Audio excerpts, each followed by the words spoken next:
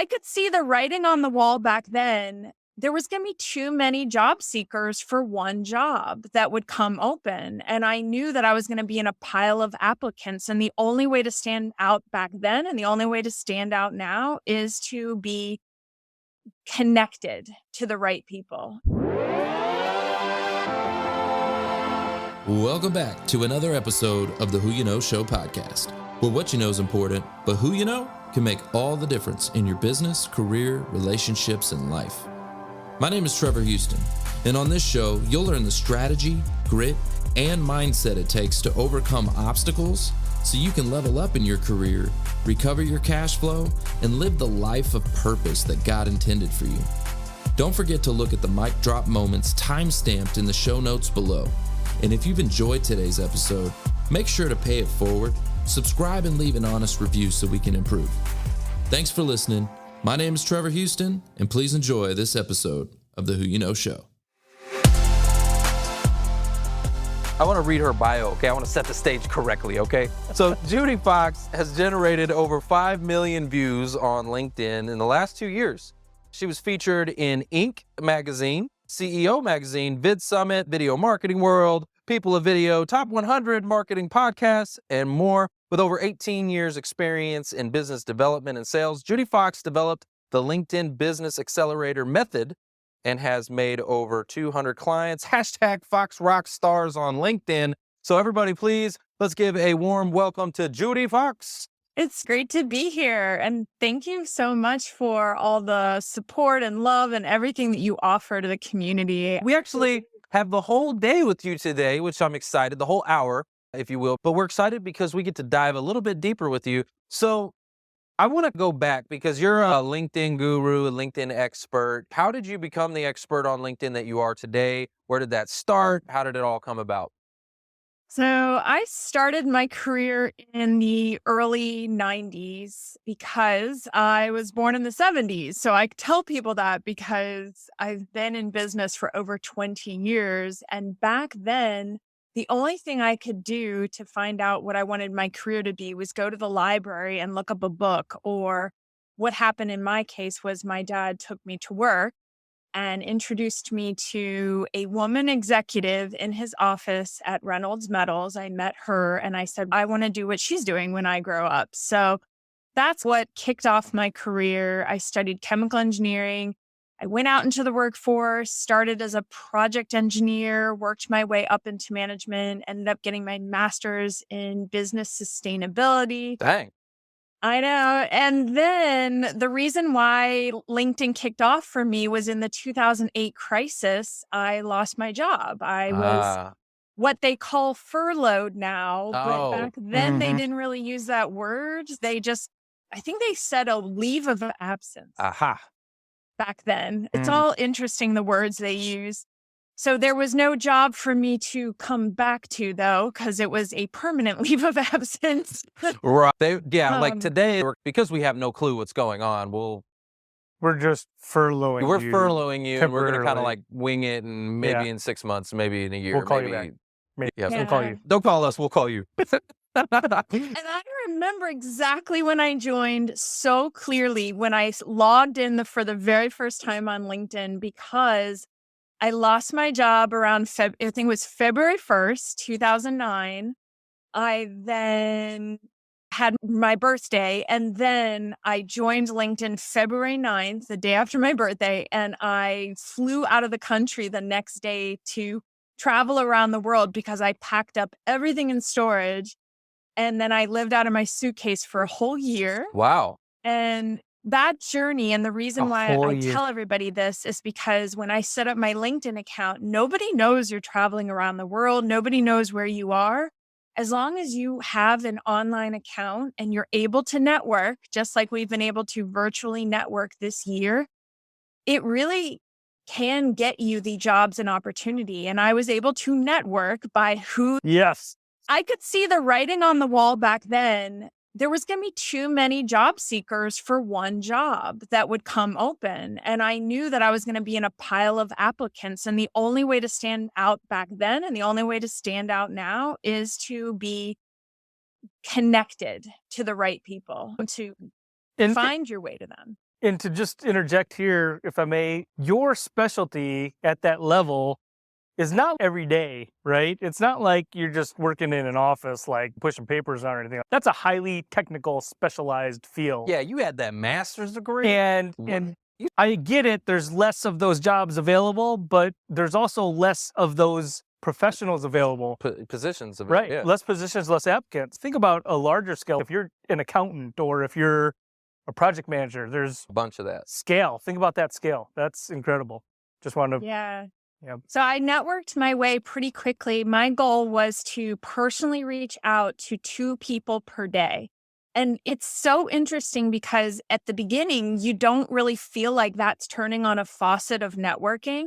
You feel like it feels like a small drip. Mm. But we all know that if you have a leaky drip in your house, Yeah. that is going to make a huge problem over time. And I had a huge problem, which was so many great conversations got started. I It's love not it. a bad problem, by the way. It's a good problem.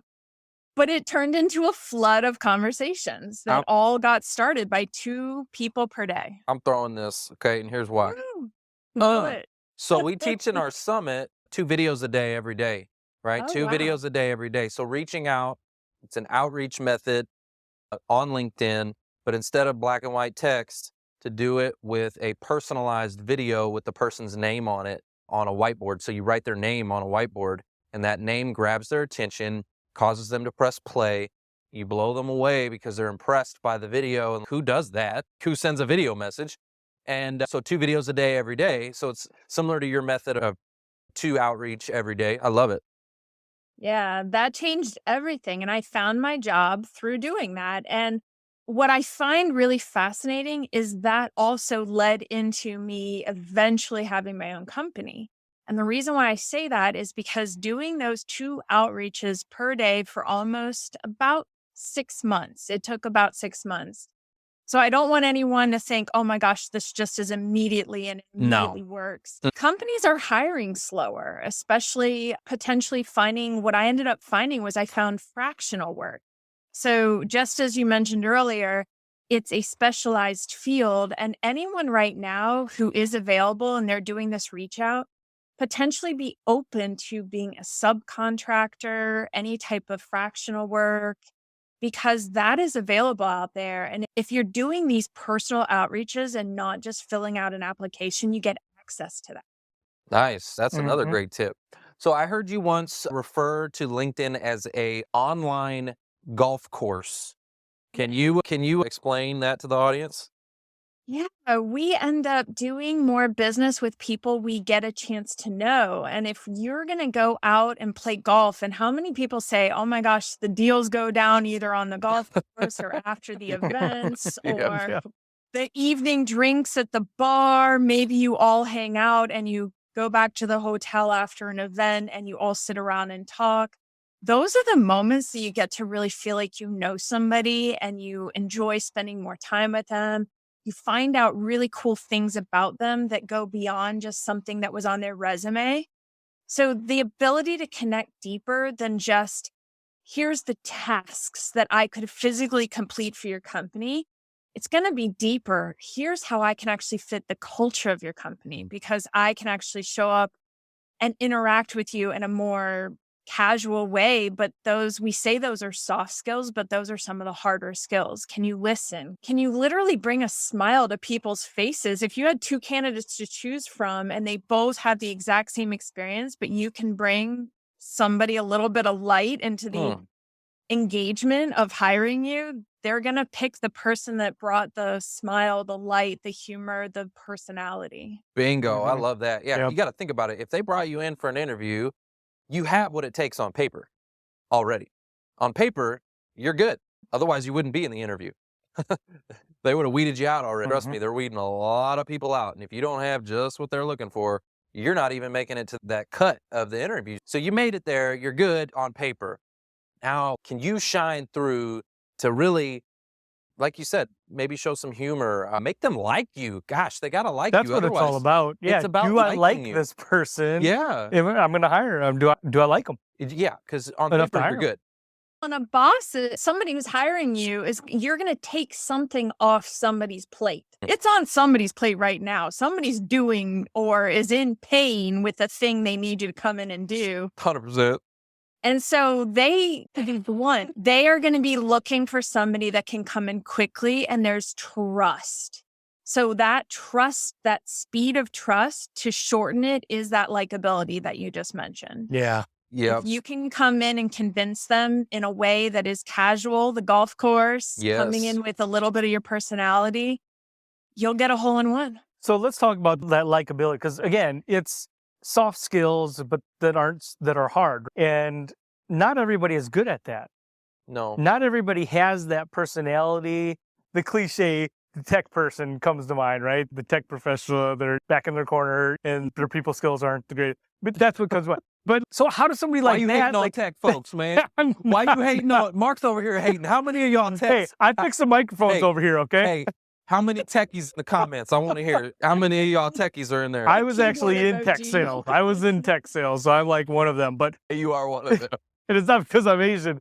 Wow. But Wow. so my question to you, Judy, is like, what would somebody do if you're in that category of not tech person, but just maybe a little bit more socially immature or not mature, like able to carry on that conversation or to make people Have you seen my stapler? gravitate towards you?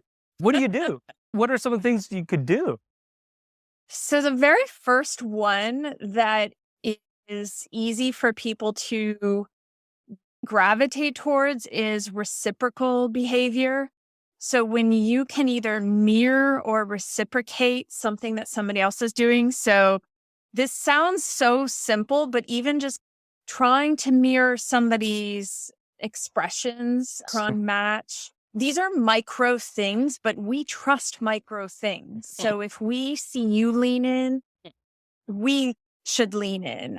We don't want to be so obvious about it. Maybe practice before you try to do it to somebody on video, especially if you're doing a camera interview. But looking in the camera, in that actual button right there, I don't know why I'm pointing at it, but there's so many things that we have to do to make that connection through a video camera. I love what you said about putting their name on the whiteboard. That's actually literally psychology leaning into the number one word that human being hears all the time, which is their name, that or mom or dad or something like that. But I don't know if anyone has kids, but that I hear mom a lot. Yeah. So I threw another mic because mirroring is super impactful, right? It's one of the reasons why So subconscious. it really is, but it's one of the Yeah, I can reasons. copy you right now. Yeah, see, and I'm like, I'm following you. As soon as you do that, I'm like, huh, what? But no, like when I was in the auto industry, I had to be super adaptive to whoever I was in front of at that time. There are some people who I could be really direct, really forward with. There were certain people I had to be really soft with. There were some, if I had an elderly couple come in that was more senior, I had to be a little slow or a little bit more. But then there were some people I had to be like, boom. And all I was doing was just mirroring their pace, their gestures, how they spoke and how they talked. But you have to be adaptable in that way. So I love that. That's great advice. I think also, and as I'm listening to your answer, you have to practice. You have to, which means you have to get out. You have to actually get out and have meeting, whether it's in a Zoom, maybe it's in a Zoom, but you have to have that interaction. I know a lot of people go into these Zoom meetings, and if it's a networking group or whatever, you've got your cameras off. Oh. You've got your cameras off. Stop doing that. Ooh. Turn your cameras on. Ooh. Be present. You're there. You're attending. Be present. It's and super get that interaction. Look, for a person that does a lot of presentations, okay, I do a lot of presentations. And when I get on a Zoom and all the cameras are off, it is super disrespectful to the guy presenting. Okay, imagine you were getting up to do a presentation and it was in person, but no one was facing you. The Everybody's audience was looking at the facing phone. the other way. Yeah. They're completely turned around. Right. They're not even looking at you. Their chair's turned around, looking the opposite direction. I'd be like, what is going on here? That's the same thing. When you have your camera off, you are essentially saying, I'm not present. I'm not here, which is okay. You may need to go to the restroom. You may need to get something to drink. There may be somebody at your door delivering a package or whatever, and you may need to turn your camera off. Yeah. But if you're going to show up on a Zoom, have your camera ready. Be camera ready. What do you think LinkedIn could improve on? If you had one phone call to LinkedIn right now and you're like, LinkedIn, come on now. Like, you need to get your act together. What would that be for you? Oh, wow. LinkedIn. I think I would want, even though I know they want to monetize certain things, I think the best way is to improve the direct messages, to have a better spam folder feature or a better organization folders. I know that when you get into more paid accounts, you can organize things a little bit better, I think, I've had Sales Navigator, but there's certain things you still can't quite do in the Yeah. direct messages, even when you have Sales Navigator. Just organize profiles and leads and other things. Yeah, But I agree. I've actually got one that's similar to what you're saying. I think LinkedIn, if you're listening right now, and I know y'all are listening. So check it out. When somebody sends you a request, a connection request, you can accept and you can deny. Okay. But why not have a button that says respond? What if instead of accept, decline, I could also send a message that just said, hey, appreciate you wanting to connect with me. May I ask why or whatever, right? Like a respond button. Because the only way to do a response is is they sent one? if they sent a message, right? So remove that. Like, just have it to where if they send me a connection request, I should always be able to respond without having to use InMail, period. I don't want to use my InMail credits. You sent me a connection request. I should be able to respond to you. Yeah, that makes sense. That makes sense? Yeah, You want to hear mine? definitely. What's yours? Mine is alerts. Make it searchable. You can search the messages, make it searchable. Like if I want to go in and look and see who's started a new position, I can just type started or position or whatever, and I could search the alerts.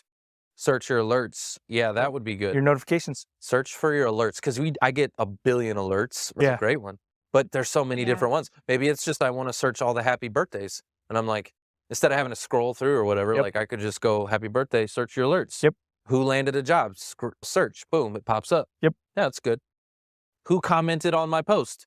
And it's all the posts I've done and it just shows me all of that. Yeah. That would be good. What are some tips on optimizing your LinkedIn profile? Because you help people with their profiles. I think the biggest piece of real estate people don't optimize is the banner image at the top. Yeah. Even when you're job seeking, that banner is really powerful, even to utilize it as positioning yourself with your top 3 marketable areas that you're searching for. Say, for example, you're an accountant or you're a engineer, you could put maybe 3 pillars up there for what you're searching for. Project engineer, process management. I don't know. I'm coming up with something like that. What would be your kind of pillars that if you found the perfect job that would align to the job title you put up in your pillar? You can show yourself working. You can have a hard hat on if you're industrial. You could show yourself speaking. You could show yourself just looking like you're part of a group of people and people get along with you and they like you. Literally putting your picture up there, even if it's your past company and you have a group photo, it still positions you as a team player because mentally we see you with other human beings. And that literally makes us trust you faster. Yeah, that banner is like your billboard. If you were to advertise on the highway, right? You got the billboards, it's your piece of real estate. What would you put on there? And you are what you're selling. So how would you sell yourself? On a billboard, what do you see? Contact information, because they got to know how to if they want to buy you, they got to know how to reach out. So what about maybe your email address, your phone number, or some contact info, maybe a website. A lot of job seekers have websites. So you have to think of it as like a billboard, and what call to action do you have inside of that to draw them in, to get a conversation started? Because when they open that thing up and they see it, if it's what they're looking for, what next? What do I do next? Exactly. So I love what you just said, the calls to action, the what we know we can reach out to you, because if you just leave us hanging as a recruiter or as a hiring manager, you're making the other person do too much work to figure out where you fit into their organization. You want to make it so super clear how you fit in that it's hard for them to go, oh, that's it. That's the perfect person we were looking for. I know sometimes people will say, but I don't know exactly what I want to call myself. You could make several banners and change them out. Oh, And just have a template if you needed to. love Just some that. people get overwhelmed with thinking all the things. So. Yeah, I love that. That's a great. Yeah. Because, maybe you put it up there, you do your banner, you go to Canva, you customize it, and you're like, you try it out for a month, and you're like, Yeah, maybe you're doing different things. Some people have an application out where they're applying to different career different fields, industries. different industries, right? Yeah. So have a different Well, one for also go do some research. Here's what I would recommend. Go look up people in your industry. Go look at their profile. Go look at their profile. What profiles in your industry of people that do what you do actually stand out to you? That you go, oh, wow, that's creative. Oh, wow, this looks awesome. Oh, wow, I can't believe. And it's going to give you some ideas of what you should do with your profile. Or just copy it. The next thing I love to tell people is to optimize, obviously, their titles, because we will get found in search for the job title that you want to be found for, not your past title in that spot. But what are you looking for? What is your ideal job title? Because the hiring manager or the recruiter will Google or search for that title. Plus, if somebody Googles your name and they look for you, they'll actually find your LinkedIn profile now on that first page of Google. So Yeah. to have that in alignment, because who isn't Googling each other's names now? That's just standard practice. I always do a little research before, so I get some questions out of this and get some good content. Yeah. But I always do that. I'll go and Google the guests and put their info in there and do a little light stalking on them just to figure out what's good in Judy's world. Okay, so what do you think is the biggest mistake job seekers are making right now? What do you think the mistakes are? I think the biggest mistake I still come back to is trying to create too many conversations too fast and jump into this kind of sense that everyone can get on a 15-minute call with you. I think there's a lot of energy behind that and good energy to try to network, but it's too many people. Does that make sense? Yeah. Spreading themselves thin. And I know that when you're job seeking, you feel like you need all the fishing lines out there. Yeah. Because I think it feels secure. If I was going to think about it, I liked that I had all these fishing lines out with 2 connections per day. But what I realized with doing those 2 connections per day, the ones that actually came through as the final job that I found came about because I kept turning back around to some fishing lines I already had out. And I was just touching base back with them versus trying to just put constantly all new ones out. So at some point, I had to look back at my spreadsheet, because I had a spreadsheet that I was working with, and think about reaching back out and saying, hey, just wanted to check in. I know a couple months have gone by. I know what we talked about last time, and here's where I'm at. What is your company thinking? Like, and actually instead also care about, do they still have their job? How are they doing? Are they not? I had to be aware that people I was reaching out to working for companies right now were not guaranteed that they were going to have a job in 6 months. That's true. Yeah. Oh, shoot. That's a great reason to reach out. Just like you're just checking in to see how they're doing. It's less about you and more about them, and just saying, hey, just wanted to see if you're okay. How's your family doing? It's a good way to reach out. And somebody had in the comments, and I lost because I had to refresh, so I lost the previous comments, but somebody had in the comments a question about how do they rebuild, or I guess I can't remember the term he used, but recover was the term he used, from being declined for a job. And I think it sounds like he went through the interview even, but the position is still open. Oh, And that's key. What you just said is the follow-up. And people are commenting in the comments, follow-up, right? Yeah. You have to keep going back to those fishing lines, those connections, your spider web, your so network. think about that for a second. All right. I'm a hiring manager or a recruiter, and I'm going through this interview process, and there's this job that's open. and I interview you. I Right. interview Mark and I'm like, I don't know. Yeah. Or maybe you got somebody else and you're like, yeah, I think this person. Yeah. And then something doesn't work out. Maybe Yep. I even hired the other guy, but they just don't pan out. Yeah. They weren't what we thought. Yeah. They were right? psycho. They catfished us.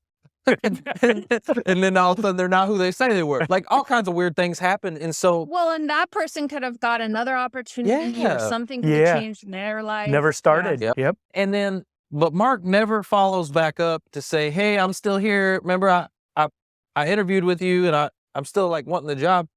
If he never did that, I would never look backwards at him. I would never go back to him. I would More go likely. forward, Right. keep looking. I would keep searching for the next thing. But if Mark's like, hey, remember me? Right. You remember Well, me? and part of that is because that impression you left was meh, right? But now if you go back, like you show persistence, Yeah. the fortitude to be able to take that rejection and still move forward or at least press on, and then go back and just say, hey, just wonder if you filled that position, would like to stay in touch, keeping you in my network, that kind of thing. Like, oh, Yeah. as a matter of fact, Hey, Judy, so you've got a 90-day LinkedIn business accelerator. Can you tell me a little bit about that? Yes, I have 2 packages now. I have a 90-day LinkedIn Business Accelerator, which is everything. It's basically like copy Judy. Do you want a million views in 90 days? Is Oops. like the concept. And I built it off of what I knew and what I implemented myself. And it also contains my business development and sales strategies because that's what it really boils down to. How can you increase your opportunities? So it isn't necessarily built for the job seeker, just to be blunt. It's more potentially built for anyone who is willing to kind of network in this way that we're not applying for jobs is basically what I'm doing. Does that make sense? Yeah, totally makes sense. And you know what? If I had to guess, I haven't been through your course and I'd love to go through it one of these days, but I'll tell you what, if I had to guess, I bet it applies in way more areas than you would think. It probably applies to about 90% of what's in there. It probably does apply to the job seeker because the job search is sales and marketing. We talk about that all the Yes. time. Your search is sales and marketing. And so she's basically got a LinkedIn sales and marketing program. It's a 90-day sales and marketing program. Like a lot of that stuff, I guarantee you could apply in your job search. I have people go through and they are job seekers. But what I find really interesting is it doesn't necessarily, like I said, I didn't necessarily market it Towards them. because Yeah. it's more like, how do you build a sustainable long-term brand? So I am grateful every single freaking day that in 2008, I started building that sustainable brand for myself, my career journey, documenting my success, documenting my results, my wins, understanding why something worked, why it didn't. And that's the journey that I got to this point. I was going to mention that at one point I reached, I think my highest, most shared piece of content is 7,000 shares. Oh my gosh. That is a crap. shares, 7,000 shares. Wow. Dang. Okay. That's So I tell people that because reaching a point where you understand why people share another person's post is extremely powerful knowledge.